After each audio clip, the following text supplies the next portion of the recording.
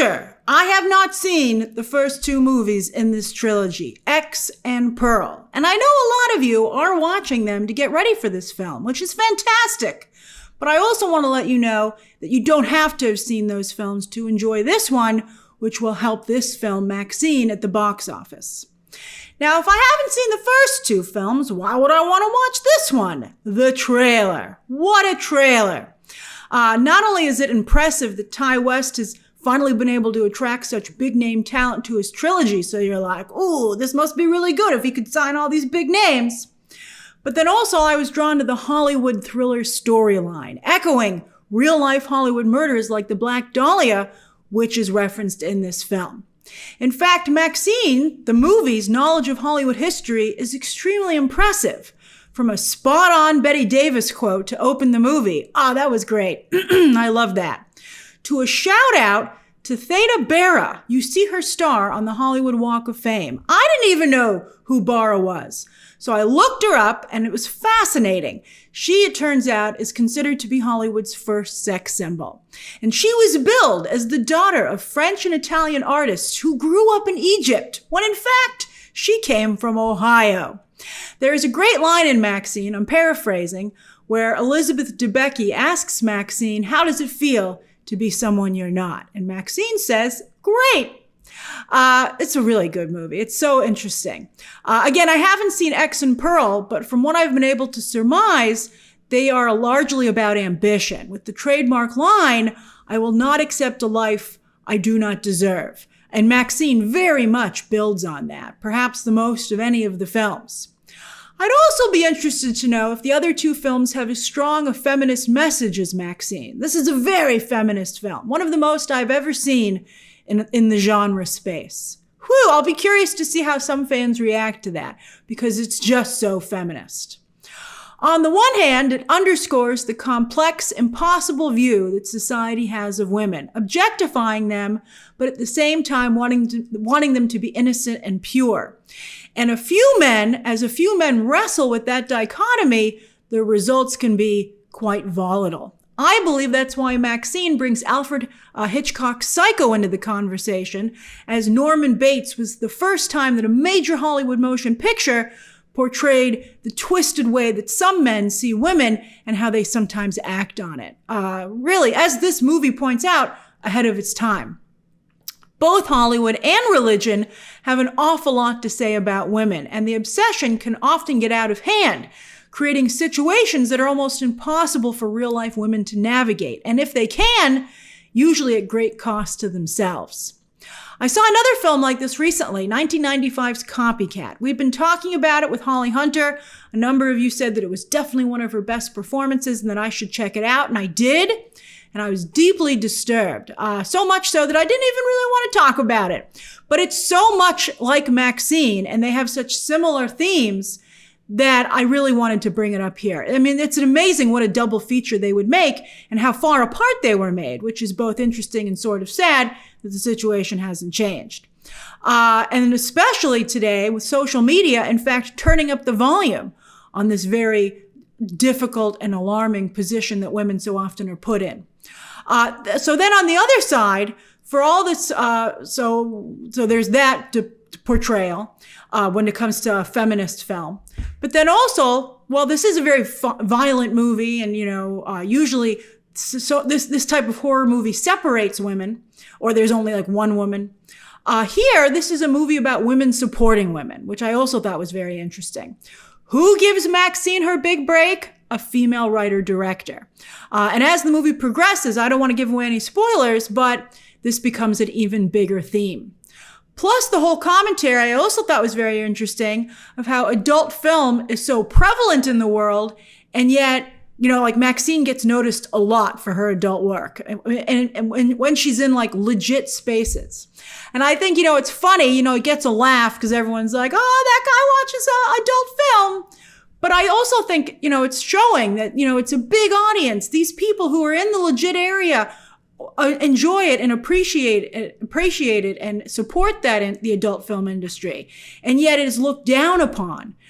Even though even legit Hollywood, not only the people in it enjoy that content, but their own content, the legit content, is just as exploitive and objectifies women.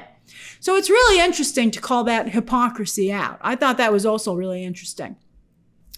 That said, you should know before you go in to see this film that it is a film about the adult film industry, and that is portrayed in the movie. It's done very tastefully. It never goes overboard, just enough to establish Maxine's past and that she's still in that world, even though she's trying to escape it. And it's still an element of the world she's trying to get into. So again, I thought it was tasteful, but you should be aware of the kind of film that you're seeing and that there are glimpses of that. It's also very gory, but more of an artistic horror film fan sort of way. You know what it reminded me of? The very famous 1929 European film on Chien Andalou. You're like, wow, that was disgusting, but also I appreciated the artistry of it. The movie is also wonderfully atmospheric. If you're a comic book fan, you will feel that Maxxine is ripped right from the pages of Frank Miller, particularly his Batman Year One or Sin City. It also has shades of Quentin Tarantino, and it reminded me a bit of his Once Upon a Time in Hollywood, although that's a flashier, more glamorous film, while Maxxine, intentionally so, feels very much like the actual films of the 1970s and 80s. My only real issue with Maxxine is the pacing, but it's a big enough issue that I think it keeps the film from being truly special. The pacing and also the fact that the big third act reveal, I feel just isn't enough. Maybe I'd feel differently if I'd seen the first two films, but I think a more explosive third act would have made this an instant classic instead of simply a very good horror film that has a lot of strong commentary in it. And again, I'm not quite sure how that strong commentary is going to work out for the film, because it might turn off some fans. But I thought it was really good. We'll talk about the cast in a moment because they are fabulous. But first, I want to talk about the real standouts from a filmmaking perspective, and that's the cinematography and the script. Elliot Rocket has done the entire trilogy, and if they all look this good, wow, I can see why so many of you have been drawn to it. The visuals are just phenomenal. Rocket, partnering with director Ty West, they're a team here, are outstanding. From the setups to the lighting to the camera movement. It's just stunning. There are just so many fantastic shots. It really does remind you of some of the films from the 1970s and 80s. And I'm also going to loop in Mr. Michael Mann, not just his work in general, but he also made a film about a serial killer, 1981's Manhunter, which actually is from the Hannibal Lecter universe. I don't think officially, but that's fascinating. Very strong influence on this film as well. And I respect Ty West. Definitely did his homework, and you got to tip your hat to anybody who does it so well. Not only does the research, but then is able to execute it. It's really good. You could write a paper on this movie, and that's commendable. All right, my favorite film, one of the movies that made me fall in love with movies was Rear Window, and it was the subject of my film school paper. And if you're in film school and you're looking for a movie to write a paper about, here you go. I recommend this one. All right, as for the script, well, again, pacing is an issue, and the third act doesn't quite live up to what the first two acts promise. The dialogue is so superb, and the commentary so strong, it's a really interesting watch. West's insight also into the society's complex feelings about women, how women navigate that, plus how Hollywood works, is excellent. He also sets up an interesting mystery, even though he doesn't figure out quite how to wrap it up. The setup is still very good. So you can enjoy that. I'm telling you, it's not going to have a satisfying payoff, but it's just so much fun to see it unfold. I think that there's entertainment value in that alone. And he created Maxine, a final girl like no other. Although that's not totally true, because I think she has quite a bit in common with Melissa Barrera's character in the Scream movies. A final girl who's not so innocent and is a good match for her tormentor because she's pretty twisted herself. What happens when a killer goes after another killer? You could see that vibe in the trailer as well, which was something else that attracted me to this movie. And the victim here doesn't agree to be the victim, playing along with Maxine's mantra in a different way: I will not accept a life I do not deserve. Although, of course, Maxine knows more than the typical final girl, which isn't really fair, which is something the movie underscores as it contrasts Maxine's situation with the killer's victims, which is also very, very interesting. All right, let's talk about the cast. And of course, we have to talk about Mia Goth first because she is Maxine. And it will be interesting to see if Goth, similar to Maxine, can parlay her work in this cult trilogy into a mainstream career. Goth has been acting in provocative films for a decade. I, in fact, interviewed her for a very disturbing film. I forgot the title off the top of my head. It was a very weird movie, but she was excellent in it, and I did interview her, and she was very nice, very professional. And also, some of you might know, speaking of provocative, she is currently in a relationship with, to put it mildly, problematic Shia LaBeouf, and they have a daughter together.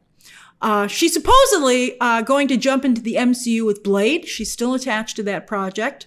But she's also in Guillermo del Toro's upcoming Frankenstein. So yes, it's interesting. You know, Maxine is a star in the adult film industry, which is why Hollywood, legit Hollywood in this movie, has some interest in her.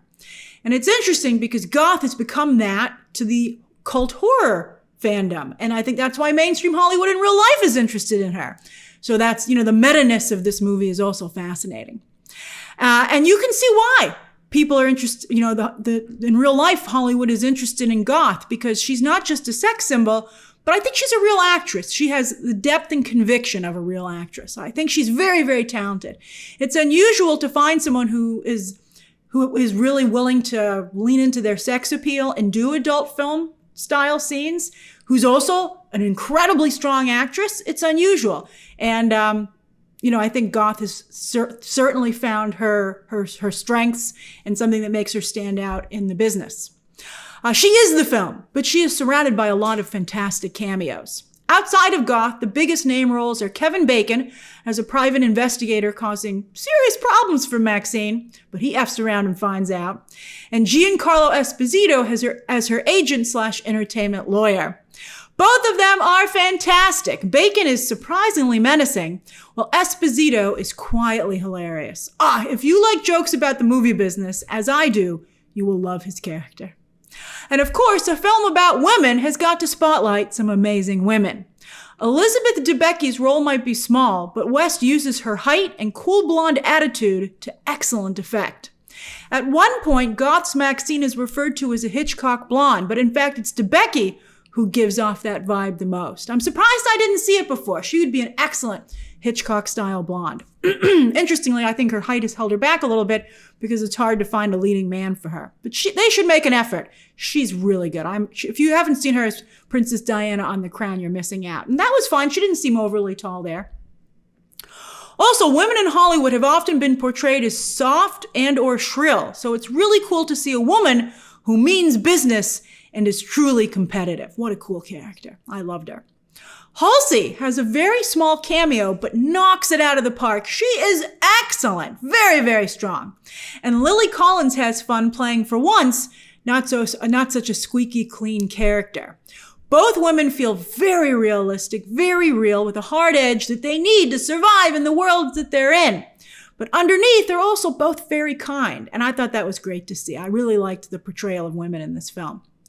Also, while her role is small, I was also thrilled to see Sophie Thatcher from Yellow Jackets here, and I hope Ty West continues to use her in his future projects. Michelle Monaghan and Bobby Cannavale have very small roles as police detectives, but it's fun because they bring celebrity to their scenes, and so they make them pop. Moses Sumney plays an LGBT video store clerk who's Maxine's friend and I think roommate, or at least they hang out a lot together.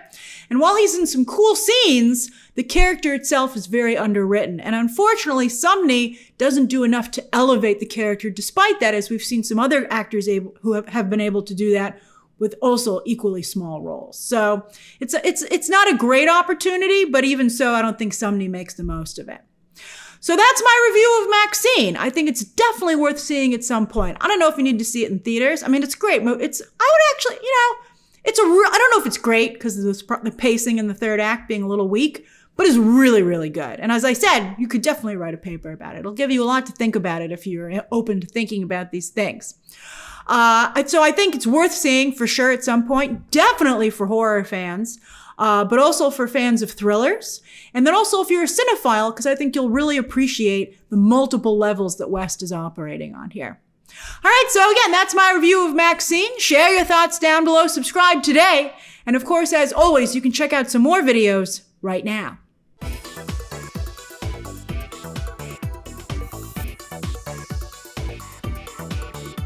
Bye.